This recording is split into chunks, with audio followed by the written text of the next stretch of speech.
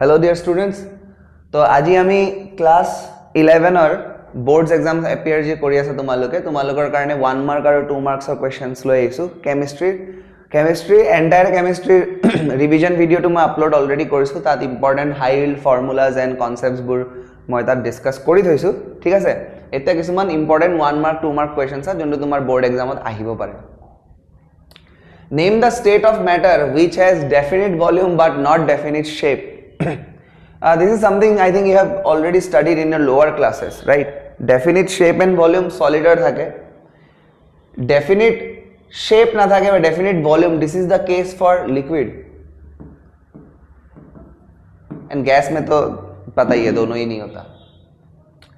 Mention the electrical charge of an electron in coulomb unit. ठीक है এইটো মনতে ৰাখিব লাগে ফান্ডামেন্টাল মই তো এটা হেৰি বনাই দিছিলো টেবল বনাই দিছিলো মোৰ ভিডিও চাবা -1.6 into 10 to the power -19 coulomb electron বুলি কোৱাৰ কাৰণে মই মাইনাস লগাইছো ইয়াত প্ৰোটন বুলি ক'লে মই প্লাস দি থলো হয় কোনবাই নোট কৰা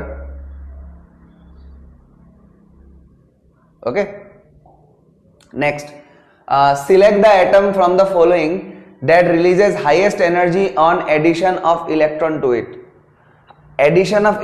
to it mane they are talking about electron gain enthalpy right electron gain enthalpy tumar jodi bahute bhabibo pare je answer will be fluorine but there is a very good concept here this chlorine is very small in size to already bahut beshi ki hobo repulsion hobo jodi tumi aru eta electron add koribo joa to he karone a answer to fluorine or jagar chlorine hoy the answer is chlorine okay it's not fluorine it's chlorine okay highest energy on addition of an electron to it you go for chlorine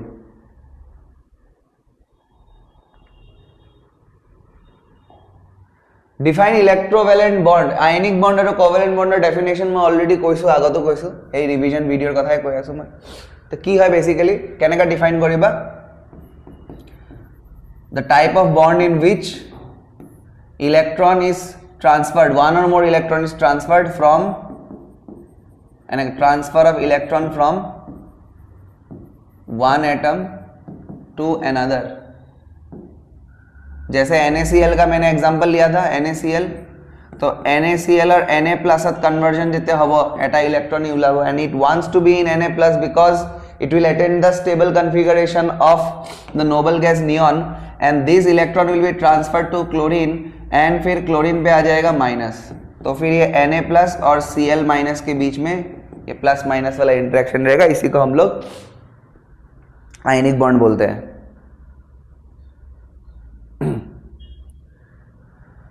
okay लिखिल बा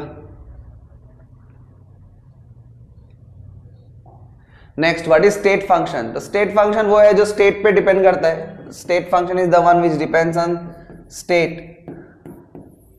initial and final and they do not and not on the path do not depend on path not on the path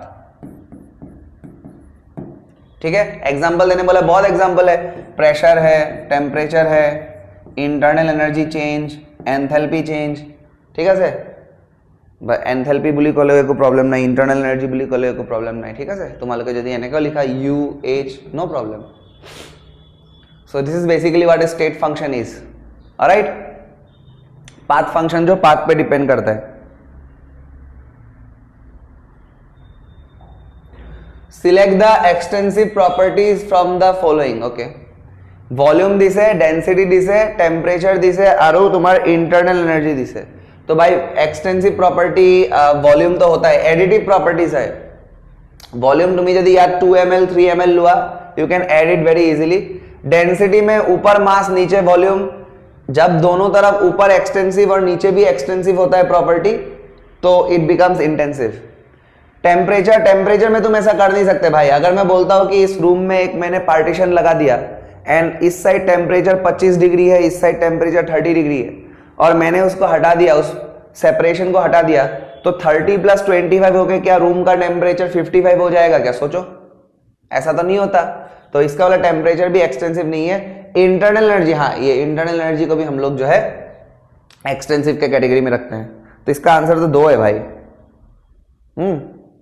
जो भी amount of substance पे depend करेगा internal energy के formula में भी बाकी तुमने पढ़ा ही होगा, तुमने NCPDT पढ़ा होगा डेल्टा H के लिए और डेल्टा U के लिए NCVDT। ये N क्या है, नंबर ऑफ मोल्स ही तो है, ठीक है।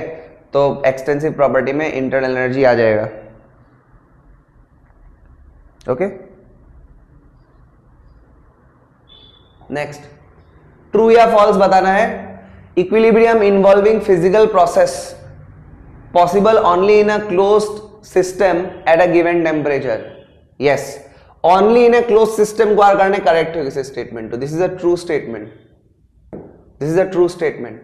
Only in a close, physical process का बात कर रहा है तो भाई इक्विलिब्रियम इस्टेब्लिश अगर तुम करते हो, मान लो लिक्विड और गैस के बीच में इक्विलिब्रियम इस्टेब्लिश करते हो और वो अगर ओपन सिस्टम हुआ, ओपन सिस्टम हुआ तो उड़ के चला जाएगा भाई, मैटर उड़ के चला जाएगा, लिक्विड गैस में कन्वर्ट उड़ के चला गया। लेकिन क्लोज सिस्टम अगर हुआ तो लिक्विड अगर गैस में कन्वर्ट होता भी है तो वहीं पे रहेगा, ठीक है। So that's why only in a close system बोली हुआ करने स्टेटमेंट तो करेक्ट है। चलो, find out the oxidation number of chlorine in HClO4। ठीक है, कहने का बोला है আমি যার ওলাব লাগে তার x লইলাম, বাকি जो হাইড্রোজেনৰ +1 হয়, ক্লোরিনৰ কাৰণে x আৰু অক্সিজেনৰ নরমালি -2 হয়। তো চাৰিটা অক্সিজেন আছে তো 4 × -2 ওভারঅল মলিকিউলটোত কোনো চার্জ নাই তো ইকুয়াল টু 0 কৰিম, ঠিক আছে। এই ৰুলটো মই লিখাইছিলো ৰিভিজন ক্লাছত। तो 1 + x - 8 = 0 है ना। तो ये हो जाएगा x - 7 = 0, 1 - 8 - 7, तो x का वैल्यू आ जाएगा दोबारा +7। तो the oxidation number of chlorine here is +7, okay, it is +7।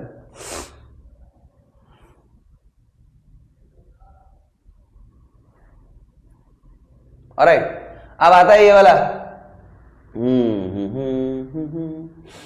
IUPAC name लिखना है। तो देखो first step is to select the longest carbon chain. 1 2 3 4 5 6 7 দেখা পাইছো, ঠিক আছে। 1 2 3 4 5 6 7 দেখা পাইছো, ঠিক আছে। তো 7 এ হবো। আচ্ছা 7 হোৱাৰ পিছত এটা মই A2 চেইন লম নে A2 চেইন লম, আই থিংক একো ডিফারেন্স ক্রিয়েট নহয়, তুমি যোনটোৱে নোলোৱা কিয় তো A2 লৈ লোৱা, ठीक है। अब नंबरिंग करना है। अब देखो नंबरिंग करते वक्त मैं जब नंबरिंग करूंगा, मैं अगर राइट टू लेफ्ट नंबरिंग करता हूं 1 2 3 4 5 6 7 है ना। A2 नंबरिंग यदि मैं करूं तो मैं 4th पोजिशनत दुटा मिथाइल पाई आसो और 5th पोजिशनत एटा इथाइल पाई आसो, A2 इथाइल, करेक्ट। अब अगर मैं उल्टा नंबरिंग करता हूं देखना 1 2 3 4 5 6 7। अब ऐसे नंबरिंग करने से क्या हुआ, मेरे को 3rd पोजीशन में इथाइल मिला है, ठीक है। एंड लोएस्ट नंबर वाला रूल यहाँ पे फॉलो होगा, तो मैं लेफ्ट टू राइट वाला ही प्रेफर करूंगा। तो मेरा नामकरण कैसे होगा, 3 नंबर पोजीशन में क्या है, इथाइल है, और 4 नंबर पोजीशन में 2 मिथाइल है। तो मैं लिखूंगा 3 इथाइल 4,4 डाइमिथाइल, ठीक है। सारा सिंगल बॉन्ड है, 7 कार्बन के लिए लिखा जाएगा हैप और सिंगल बॉन्ड करने लिखिम एन। तो ये नाम होगा 3 इथाइल 4 4 डाइमिथाइल हेप्टेन, ठीक है sir.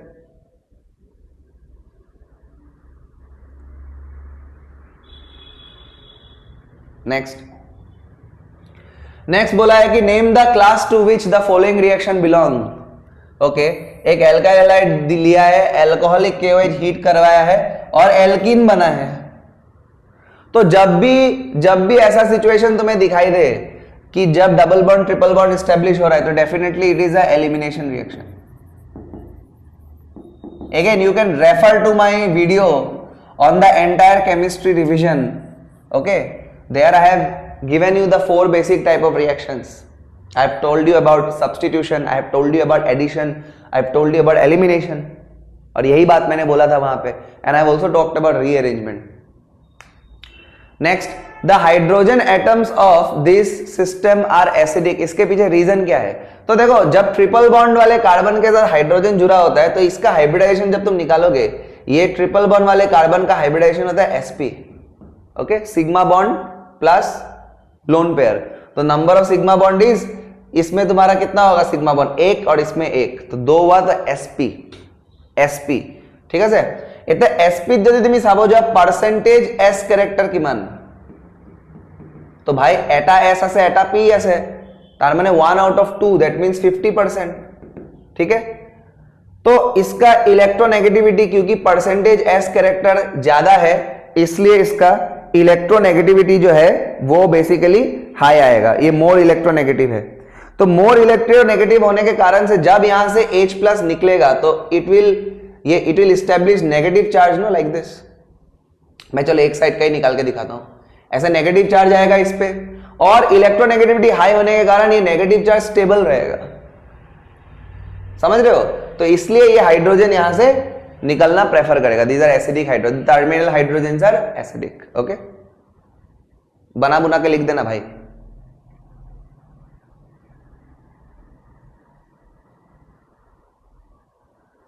Next, give an example of aromatic hydrocarbon which is said to be carcinogenic, cancer causing. बहुत गलत है, बेंजोपाइरिन लिखा,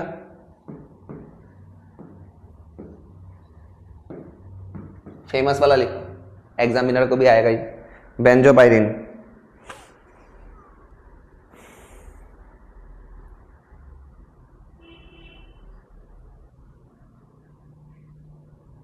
ठीक है। डिफाइन एटॉमिक मास यूनिट, तो भाई एटॉमिक मास यूनिट जो होता है, एटॉमिक मास यूनिट मैं बता चुका, ये भी रिवीजन क्लास थी। Atomic mass unit is basically what, atomic mass unit is 1/12 of mass of 1 atom of carbon 12 isotope,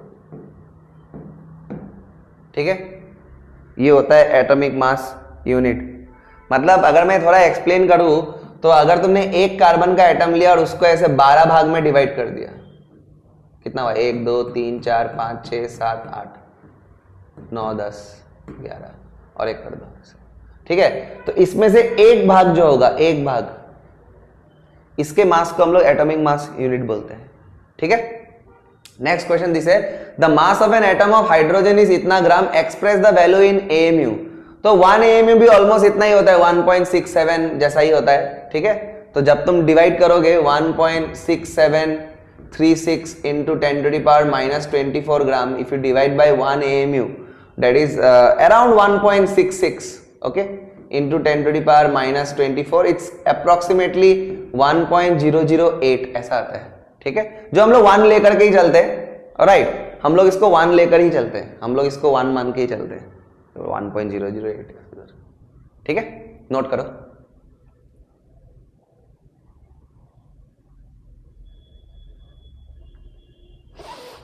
next पे जाऊं, चलो तुम लोग पॉज करके नोट कर देना।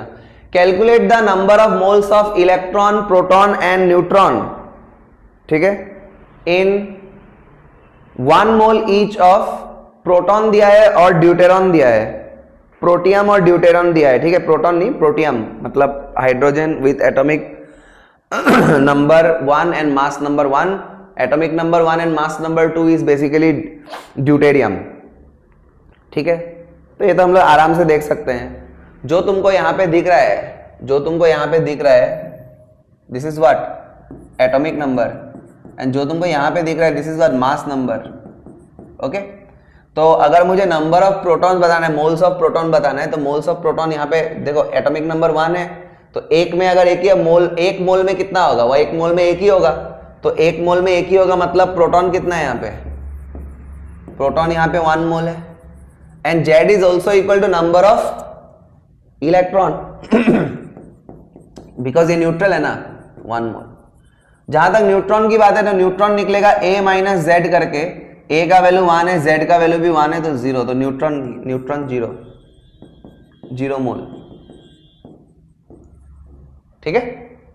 सेकंड ये दिया है भाई, यहां पे A का वैल्यू 2 है और Z का वैल्यू तो 1 ही है, तो यहां पे तुमको नंबर ऑफ न्यूट्रॉन्स की अगर मैं बात बोलूं, नंबर ऑफ न्यूट्रॉन्स की अगर मैं बात बोलूं, तो कितना हो जाएगा, 2 - 1 दैट मीन्स 1। A - Z করলে আমি নিউট্রন টু পাও, ঠিক আছে। तो यहाँ पे अगर मैं मोल्स ऑफ प्रोटॉन बोलता हूँ तो that will be atomic number 1, electron भी equal to number of protons, but neutron का भी इस बार हम लोग 1 बोलेंगे, इस बार तीनों 1 आएगा, वहां पे 1 1 0 और यहाँ पे 1 1 1। ठीक है, बड़ी आसानी से हम लोग ये सब चीजें कर सकते हैं।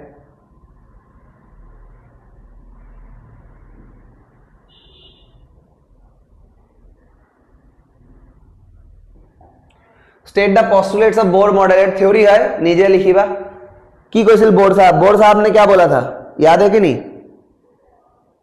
ये तो फिजिक्स में भी है। उन्होंने बोला था इलेक्ट्रॉन जो है वो फिक्स ऑर्बिट में घूमता है, फिक्स सर्कुलर ऑर्बिट्स में घूमता है, जहां तहां नहीं घूमेगा, फिक्स सर्कुलर ऑर्बिट में घूमेगा। Angular momentum is a integral multiple of h/2π। ठीक है, angular momentum is a integral multiple of h/2π। एबला लिखी बा अब मैं कबो नहीं भी सर की लिखी मेटू किताबत আছে। Calculate the mass of photon with wavelength 400 nanometre और v का वैल्यू तुम्हें देके रखा है। ठीक है, मास निकालना है, क्या मास निकालना है, कोई बात नहीं, निकल जाएगा, निकल जाएगा।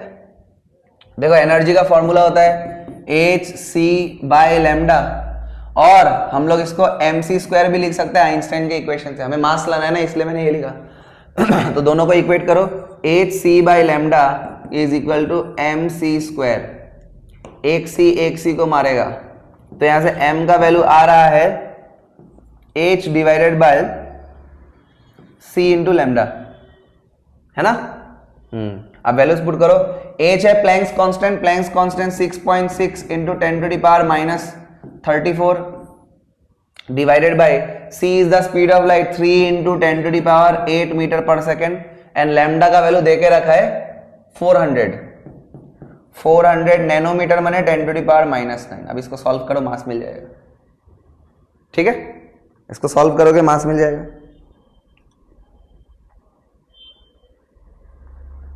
बहुत छोटा ऑर्डर में मास मिलेगा।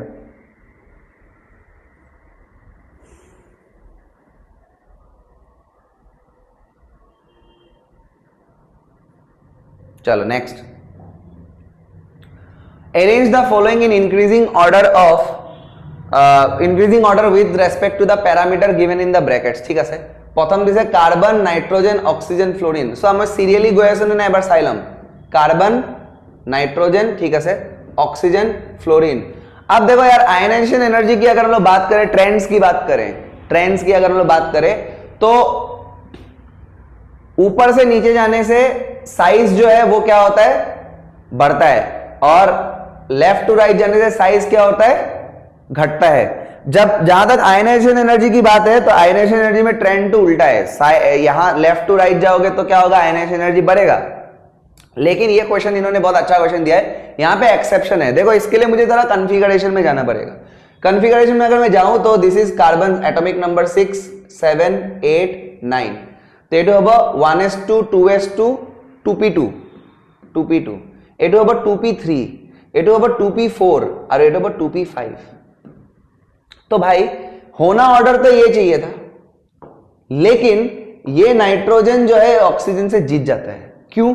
क्योंकि P में तुम्हारा 3 कमरा है और 3 कमरा में एक एक इलेक्ट्रॉन है और ये हाफ फिल्ड है, बहुत ज्यादा स्टेबल है। यहां से अगर तुमको इलेक्ट्रॉन को निकालना है तो भाई साहब बहुत ज्यादा एनर्जी देना पड़ेगा, वो तो ऐसा रहना जाएगा।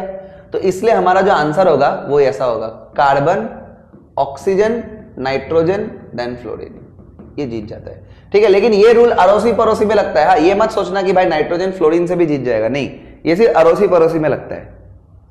ठीक है, carbon, oxygen, nitrogen then fluorine.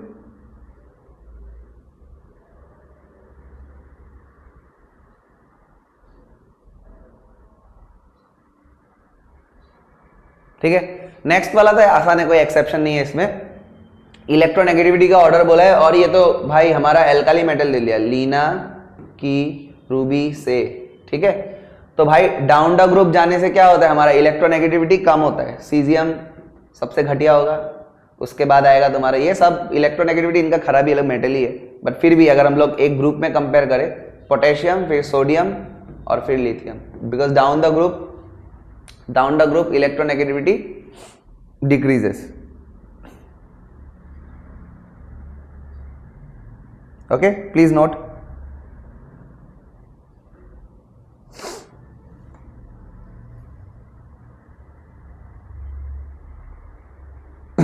एक मिनट रुक जाओ।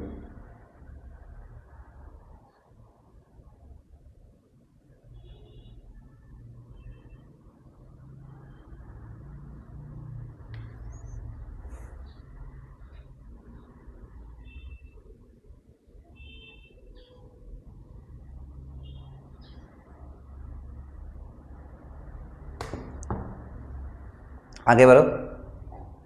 Arrange the following in decreasing order with respect to the parameter given. चलो पहला वाला हमको बॉन्ड ऑर्डर का देके रखा है।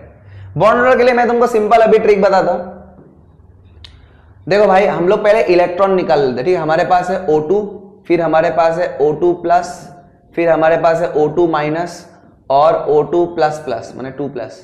तो O2 नंबर ऑफ इलेक्ट्रॉन कितना होगा यहाँ पे? ऑक्सीजन का एटॉमिक नंबर 8 होता है, तो 8 मतलब 8 इलेक्ट्रॉन, न्यूट्रल है तो 8 इलेक्ट्रॉन, लेकिन O2 है ना तो ये हो जाएगा 16,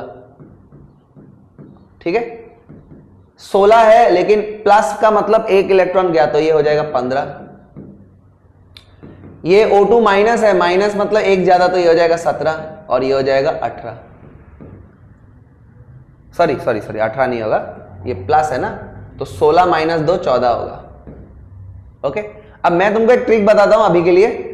14 इलेक्ट्रॉन हुआ तो बॉन्ड ऑर्डर जो होगा वो होगा 3। 15 होने से तुम्हें 0.5 कम करना है, 2.5। 16 होने से तुम्हारा 2 हो जाएगा, 17 होने से तुम्हारा 1.5 हो जाएगा, 18 होने से तुम्हारा 1 हो जाएगा। वैसे ही ऊपर भी अगर 13 इलेक्ट्रॉन हुआ तो ये फिर से 2.5, 12 इलेक्ट्रॉन हुआ तो 2.5 घटाते जाओ, 11 इलेक्ट्रॉन हुआ तो 1.5, 10 इलेक्ट्रॉन हुआ तो बेसिकली 14 का 3 याद रखना, उससे एक कम करते रहोगे 2.5, 2 ऐसे होता जाएगा, मतलब 0.5 कम होता रहेगा और बढ़ाते रहोगे तो 0.5 बढ़ता रहेगा। तो देख लो अब, ठीक है। जैसे हमारे पास पहला है O2 का है 16 इलेक्ट्रॉन मतलब बॉन्ड ऑर्डर 2, फिर है O2 प्लस 15 इलेक्ट्रॉन मतलब बॉन्ड ऑर्डर 2.5, ठीक है। O2 माइनस 17 इलेक्ट्रॉन है, 17 इलेक्ट्रॉन का मतलब है bond order 1.5 and O2 plus plus मतलब 14 इलेक्ट्रॉन बॉन्ड ऑर्डर 3। तो तुम देख सकते हो हमें इंक्रीजिंग ऑर्डर में डिक्रीजिंग ऑर्डर में अरेंज करना है, तो O2 प्लस प्लस का सबसे ज्यादा होगा, उसके बाद आएगा 2.5 माने O2 प्लस आएगा, उसके बाद आएगा तुम्हारा O2 और उसके बाद आएगा तुम्हारा O2 माइनस। समझ में आया?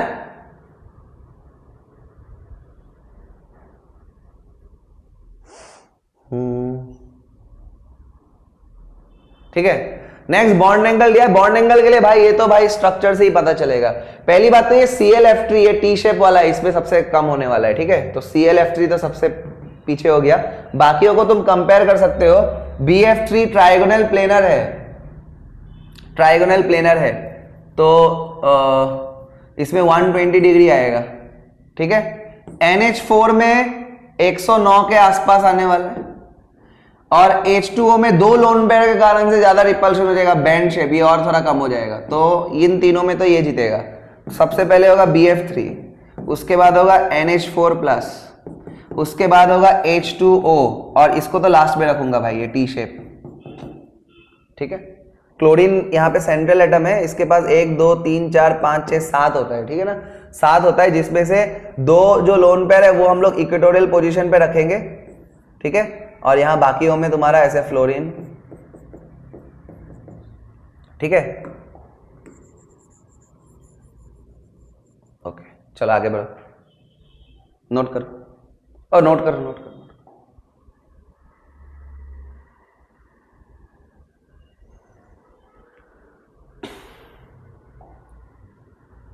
What is intramolecular hydrogen bond? Explain with the help of an example.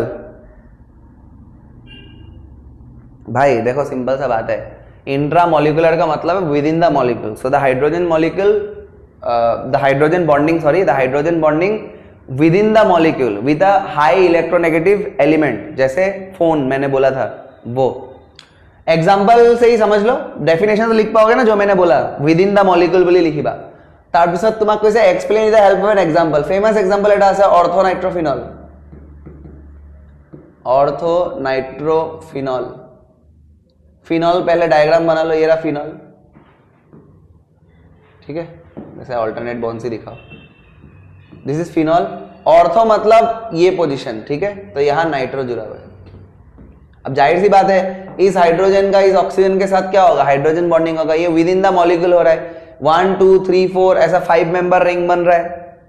तो यूजुअली 5 या 6 मेंबर रिंग बनता है यहाँ पे, ठीक है, 5 या 6 मेंबर रिंग बनता है यहाँ पे। तो इसको तुम्हें डायग्राम बना के थोड़ा एक्सप्लेनेशन कर देना है, और ठीक है, लिखा लिखी सरू सुरा काम तुम्हारे करिबा आरो एटु मैं की कम। नेक्स्ट किमान ऐसे टाइम है बस, लो ओके 25 मिनट्स हो जाएगा। Explain the similarities and differences between open and close system. Okay, similarities की बात करें तो देखो ओपन सिस्टम में भी तुम्हारा एनर्जी एक्सचेंज होता है, क्लोज सिस्टम में भी एनर्जी एक्सचेंज होता है, ठीक है, सिमिलरिटी हो गया। दोनों सिस्टम जो है वो थर्मोडायनेमिक्स के लॉस को फॉलो करता है। डिफरेंसेस की जहां तक बात है तो डिफरेंसेस में ओपन सिस्टम में मैटर का एक्सचेंज होता है along with energy, close system में मैटर का एक्सचेंज नहीं होता, ठीक है।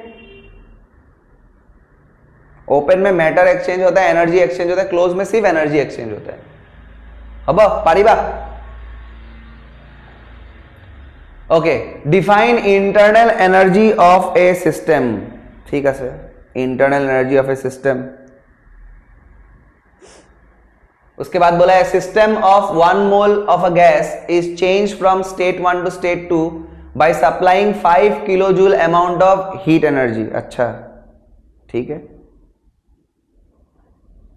उसके बाद क्या बोला है, during this change the system has done a work equivalent to 3 kilo joule. System ने काम किया है, ओके, ये भी ठीक है। तुमको पूछा है कि what will be the change in internal energy, first law of thermodynamics to use करिब दिसे। प्रथम কথাটো হল কি इंटरनल एनर्जी टू की है, इंटरनल एनर्जी टू की है।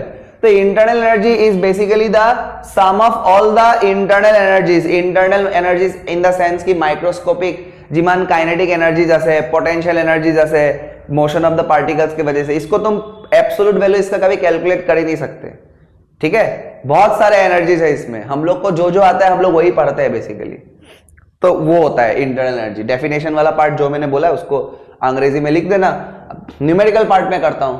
ए system of 1 mole of a gas is change, देखो फर्स्ट लॉ ऑफ थर्मोडायनेमिक्स क्या कहता है, delta you is equal to Q plus W, सही है, हाँ, delta you is equal to Q plus W. तो भाई अब देखो क्या क्या बोला गया है, supplying 5 kilo joule of heat energy, तो Q का वैल्यू है 5 kilo joule plus 5 kilo joule supply किया गया है 5 किलो जूल, ओके। और फिर बोला during the system has done, system ने काम किया है, work done by the system, that means minus 3 kilo joule. तो बस वैल्यूज पुट करो, delta you is equal to 5 plus -3, तो चेंज इन इंटरनल एनर्जी कितना आ गया, 2 kilo joule, 5 - 3 is 2 kilo joule. आसान आसान सवाल आता है भाई, ये सब बहुत बकलोल सवाल है, ठीक है। Next, find the relation between Kc and Kc dash और Kc and Kc double dash in the following. अच्छा, इक्विलिब्रियम कांस्टेंट्स दिया আছে, तो प्रथम टू Kc और Kc डैश का प्रथम रिएक्शन दिसे N2 + 3H2 गिव्स 2NH3 1/3। अच्छा, तो पहला जो रिएक्शन है तुम देखो, ऑब्जर्व करो, पहला रिएक्शन में जब तुम 1/3 मल्टीप्लाई करते हो, पहला रिएक्शन में जब तुम 1/3 मल्टीप्लाई करते हो तो दूसरा मिल रहा है, अरे भाई है कि नहीं है, 1/3 मल्टीप्लाई करने पर दूसरा मिल रहा है ना। तो इसका मतलब है Kc डैश का जो वैल्यू होगा वो होगा, अगर मैं Kc के टर्म में लिखूंगा तो Kc जो भी तुमको दिखाई दे रहा है मल्टीप्लाई होते हुए वो पावर में जाएगा, तो पावर 1/3 माने क्यूब रूट ऑफ Kc। तो ये पहला रिलेशन हमें मिल गया। दूसरा relation, this is Kc double dash, Kc double dash, तो यहां देखो, अगर तुम पहले रिएक्शन और दूसरे रिएक्शन को कंपेयर करते हो केसी और केसी डबल डैश का रिलेशन एस्टेब्लिश करने के लिए, तो दूसरे वाले में तुम देखो पहला रिएक्शन को उल्टा कर दिया, इसको उल्टा किया, 2NH3 लेफ्ट आ गया और ये राइट में आ गया। तो इसका मतलब है केसी डबल डैश का जो वैल्यू है it is reciprocal of KC. এইবিলাক नीटर करने जो स्टूडेंट्स मैं पढ़ानो है तो এইবিলাক साई सॉल्व कर दियो, साई तो भाई क्या सर आप सॉल्व कर रहे हो, वो पेन भी नहीं उठाएगा, समझ रहे हो, क्योंकि वहां पे ऐसे पढ़ाया जाता है। खैर, balance using the ion electron method, oh my God, तो हाफ रिएक्शंस को लिख के बैलेंस करना पड़ेगा, कोई दिक्कत नहीं। चलो देखो Cr2O7 2- से बन रहा है Cr+3, चलो बढ़िया है, मैंने तुमको बोला भी था कि बैलेंसिंग सीखने के लिए हमें क्वेश्चन ही करना पड़ेगा। पहले एक काम करो, ऑक्सीडेशन नंबर निकालो। यहां क्रोमियम का कितना होगा, 2x + 7 × -2 = -2, बुझी पैसा ना। तो 2x - 14 = -2 यानी कि 2x = 12 यानी कि x = +6। मैं जानिছিলো तथापि तुम्हारे ओलाई देखाइছো +6। दूसरे तरफ है अपने पास SO2 से बन रहा है SO4 2-। हम लोग दोनों को अलग अलग क्या करेंगे, बैलेंस करेंगे, फिर ऐड कर देंगे, ठीक है।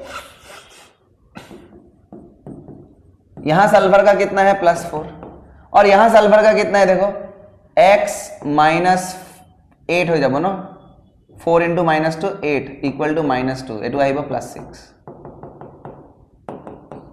ठीक है। अब देखो अलग अलग से बैलेंस करते हैं हम लोग। पहले Cr2O7 2- Cr+3, एटू तुम्हार +6 स्टेट होता है, एटू तो +3 देखाई पाएছো। पहले नंबर का, पहले क्या करते हैं, पहले स्टेप में atoms other than oxygen and hydrogen को हम लोग बैलेंस करेंगे। तो यहां पे क्रोमियम है, ये क्रोमियम 2 है और यहां पे 1 है, तो मुझे यहां पे 2 देना पड़ेगा पहला। अब बारी आता है किसका बैलेंस का, ऑक्सीजन के बैलेंस का, ठीक है। ऑक्सीजन को बैलेंस करने के लिए हम लोग वाटर देंगे, तो यहां पे 7 ऑक्सीजन है, तो इस तरफ तुम्हारा 7 मॉलिक्यूल्स ऑफ वाटर दिया जाएगा, दे दिया। अब प्रॉब्लम क्या होगा कि यहां पे हाइड्रोजन भी आया है, तो हाइड्रोजन को बैलेंस आउट करने के लिए क्या करना पड़ेगा, यहां देखो 7 × 2 14 है, और क्योंकि ये एसिडिक मीडियम बोल के रखा है, तो in order to balance hydrogen I will have to give 14H+ on the other side, ठीक है, कर दिया। Now once we are done with all this, what we will do now, we will balance the charge. 14+ है और -2 माने 12 है, left side में कितना है 12 है, और इधर है तुम्हारा 2 × 3 6, इधर 6 इधर 12, तो कितना इलेक्ट्रॉन में दूं, नेगेटिव चार्ज दूं ताकि 12 और 6 इक्वल हो जाए। 12 से अगर मैं 6 माइनस करूंगा तो 6 आएगा, इसका मतलब यहां पे मैं 6 इलेक्ट्रॉन दूंगा, तो ये मेरा पहला इक्वेशन बनके तैयार है। दूसरा मैं सेम चीज यहां पे भी करूंगा, SO2 से SO4 2-। सल्फर बैलेंस्ड है ऑलरेडी, ऑक्सीजन को बैलेंस करना है। ऑक्सीजन को बैलेंस करने के लिए देखो भाई, यहां पे 2 ऑक्सीजन है, यहां पे 4 है, तो 2 मॉलिक्यूल ऑफ वाटर दे दो, यहां पे है ना, 2 मॉलिक्यूल ऑफ वाटर दे दो, ऑक्सीजन बैलेंस हो गया। अब 4 हाइड्रोजन यहां पे आया तो 4H+ इधर दे दो। अब बारी है इलेक्ट्रॉनिक बैलेंस का, तो देखो भाई यहां पे 4+ और -2, 4 - 2 इज 2, करेक्ट, 4 - 2 इज 2, और यहां पे तो कोई चार्ज ही नहीं है भाई, 0, तो मैं एक काम करता हूं, इस तरफ ही मैं एक काम करता हूं, 2 इलेक्ट्रॉन और दे देता हूं, तो 2 इलेक्ट्रॉन और देने से क्या होगा, -4, ये +4 0 हो गया, तो मेरा इक्वेशन नंबर 2 बन गया। मेरे पास 1 और 2 दोनों है। पहले हम लोग एक काम करते हैं, पहले हम लोग इलेक्ट्रॉन को इक्वल कर देते, तब उसको काट सकते हैं हम लोग। तो एक काम करो भाई, इस इक्वेशन को मल्टीप्लाई बाय 3 कर दो, 2 × 3 6 होता है, तो ये हो जाएगा तुम्हारा 6 molecules of water plus 3 molecules of SO2 gives 3 molecules of SO4 2- plus 12H+ plus 6 electron. और अपने पास दूसरा तरफ जो इक्वेशन था वो ये था, Cr2O7 2- plus 14H+ plus 6 electron gives 2Cr+3 plus 7 molecules of H2O। अब भाई साहब अगर हम लोग दोनों को ऐड करेंगे तो ये 6 इलेक्ट्रॉन कैंसिल आउट हो जाएगा, है ना। लेफ्ट साइड में क्या क्या मिलेगा, देखो Cr2O7 2-, ठीक है, यहाँ पे 12H प्लस है और यहाँ पे 14H प्लस है, लेफ्ट साइड में 14, राइट साइड में 12, तो 14 माइनस 12 हो जाएगा 2H प्लस, H प्लस का झमेला खत्म। और कौन है इधर, ये खत्म, ये खत्म, ये खत्म। और कौन है SO2, 3SO2, ठीक है, 3SO2। पानी की देखो, पानी यहाँ पे 6 मॉलिक्यूल है, यहाँ पे 7 मॉलिक्यूल है, तो एक काम करो, पानी को 7 माइनस 6 राइट साइड में दे दो, एक मॉलिक्यूल ऑफ पानी, एक मॉलिक्यूल ऑफ पानी, ठीक है। हमारा लेफ्ट साइड का काम खत्म हो गया। राइट साइड में और कौन बचा है, 3SO4, 2 माइनस बचा है और 2Cr प्लस 3 बचा है। This is your final balanced reaction, ठीक है। तो ऐसे करना भाई, ये सब आंसर रखने जाओगे कभी जिंदगी में नहीं कर पाओगे, it's impossible if you try to mug this things up, okay. These are totally based on rules, totally based on logic, ठीक है। मैं तो और फास्ट करता हूं, इनफैक्ट अभी भाई समय का किल्लत की वजह से मैं स्लो कर रहा हूं उल्टा बोल दिया ना बात, नहीं यार तुम लोग को समझाना भी तो पड़ेगा, क्योंकि तुम लोगों का ऐसा सोच रहा हूं ना मैं कि तुम लोग का पहला क्लास है ये। इसके पहले मैंने तुमको थोड़ी केमिस्ट्री डिटेल में पढ़ाया है कि नहीं। Select the electrophile and nucleophile from the following, ठीक है, electrophile and nucleophile from the following, very easy यार। इलेक्ट्रोफाइल तो तुम्हें दिख रहा है, ये भिखारी, जो इलेक्ट्रॉन का प्यासा है, भूखा है, वही इलेक्ट्रोफाइल होता है, ठीक है। ये भिखारी तो बोलेगा भाई मुझे पैसा दो, पैसा दो, पैसा दो। और यहां पे भी 3-3 मिथाइल ग्रुप जुड़ा हुआ है, ये दोनों इलेक्ट्रोफाइल है। और यहां पे देखो वाटर मॉलिक्यूल में ऑक्सीजन के पास 2-2 लोन पेयर है, और यहां पे ऑक्सीजन पे माइनस चार्ज है, मतलब यहां पे एक्स्ट्रा लोन पेयर भी है, तो दीज आर न्यूक्लियोफाइल, ठीक है। ये लोग राजा है और ये भिखारी है,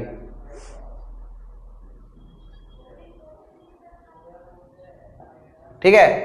write the formula and name of the species obtained by homolytic and heterolytic cleavage of carbon bromine bond in this, very easy. देखो भाई, अगर तुमको होमोलाइटिक करवाना है, सनलाइट के प्रेजेंस में होता है। होमोलाइटिक का मतलब है कि ये अपना अपना इलेक्ट्रॉन लेके भाग जाएगा, तो ये CH3 फ्री रेडिकल हो गया और ब्रोमीन फ्री रेडिकल हो गया, ठीक है। लेकिन अगर हेटेरोलाइटिक क्लीवेज होता है, हेटेरोलाइटिक क्लीवेज का मतलब है जो मोर इलेक्ट्रोनेगेटिव है, और तुम्हें शायद पता होगा ब्रोमीन हेलोजन है तो ये मोर इलेक्ट्रोनेगेटिव होगा, तो ये दोनों लेकर के भागेगा। जब ये दोनों लेकर के भागेगा तो Br पे आ जाएगा माइनस और ये CH3 पे आ जाएगा प्लस, कार्बोकेटाइन बन जाएगा यहां पे, ठीक है भाई।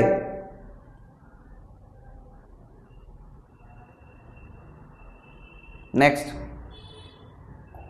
write the names and Sawhorse projection of the two most stable and most unstable conformer, most stable and most unstable conformer के बारे में बोल रहा है। तो देखो, जो most unstable होता है वो होता है eclipsed,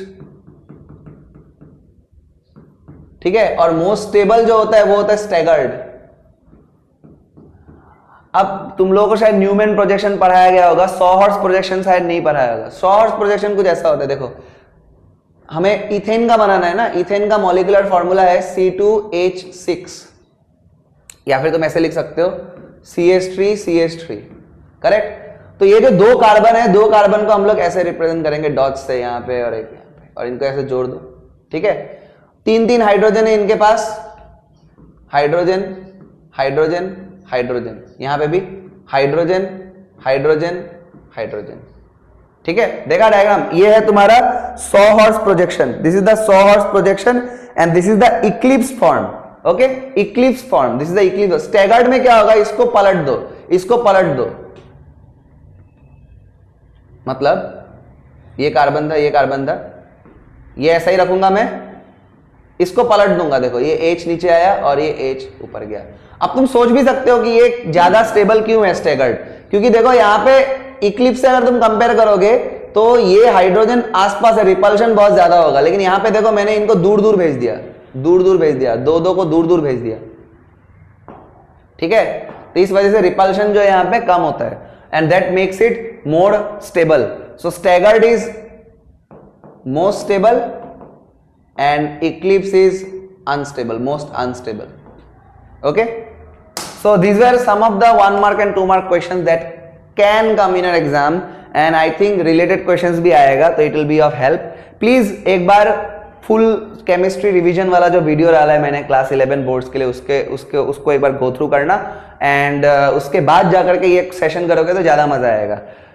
डरने का बात नहीं है। क्लास 11 मैं आगो तो कैसे it is not the real battle right. আমার রিয়েল ব্যাটেল হল কি 12 ভাল পার্সেন্টেজ আনাটো আৰু কিবা যদি এন্ট্রেন্সৰ প্ৰিপাৰেচন কৰি আছো সেই এন্ট্রেন্সটো ক্র্যাক কৰা, because that will shape your career.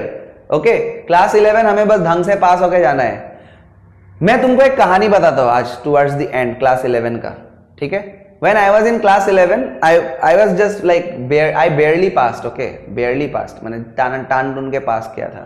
और the teachers who were like giving those report cards, they were telling me and my mom, my mom went with me कि you know he should change the stream, उसको stream to change कर बोला गया, maybe he does not belong to science, ऐसा मेरे teachers ने बोला था। होता है, मैंने बोला ना टाइम टू टाइम कि some of the teachers are demotivating unfortunately, they think that कि नहीं हो पाएगा ये, इससे तो नहीं होगा। तो अब मुझे लगता है कि मैं अगर साइंस पढ़ा रहा हूँ, वो भी तीनों सब्जेक्ट पढ़ा रहा हूँ, और मैंने अगर नीट भी निकाला है, मैं डॉक्टर भी अगर हूँ, तो इसका मतलब कि यार साइंस आता तो होगा ना मेरे को। और तुम लोग के सामने ही मैं क्वेश्चन सॉल्व कर रहा हूँ, तीनों सब्जेक्ट का सॉल्व कर रहा हूँ। तो भाई डरना नहीं है, कुछ हुआ एग्जाम थोड़ा खराब हुआ है, ये हुआ वो, घबराना नहीं है। मुझे साइंस बदल के आर्ट्स में जाने को बोला गया था, और आज तुम देख सकते हो मैं एप्रॉन पहन के तुम लोगों का साइंस का क्लास ले रहा हूँ, करेक्ट। तो ये सब से घबराना नहीं है, हमें पढ़ाई अपना करते रहना है, ठीक है। लोग जो बोलता है बोलने दो, कुछ क्या फर्क पड़ता है। आज जिन लोगों ने उस समय मुझे बोला था, आज मेरे मुंह पे आके बोल पाएगा? नहीं बोल पाएगा। उन टीचर्स को मैं कभी चाहूँ तो नॉलेज बैटल का चैलेंज भी कर सकता हूँ कि आओ सर, आप मुझे कुछ सवाल पूछो regarding physics, chemistry and biology, मैं भी आपको कुछ सवाल पूछता हूँ। आप मुझे चैलेंज करो कोई एक न्यूमेरिकल तो सॉल्व करने के लिए, मैं भी आपको देता हूँ। I am in that position right now to do it. तुम्हें भी करना है। खुद को कभी भी छोटा नहीं समझना है। जो एक एग्जाम थोड़ा बहुत खराब हो गया, कोई बात नहीं, पास करो, निकलो, 12 है हमारे पास, एक साल पूरा, एक साल सुधरने के लिए बहुत होता है, ठीक है। All the very best.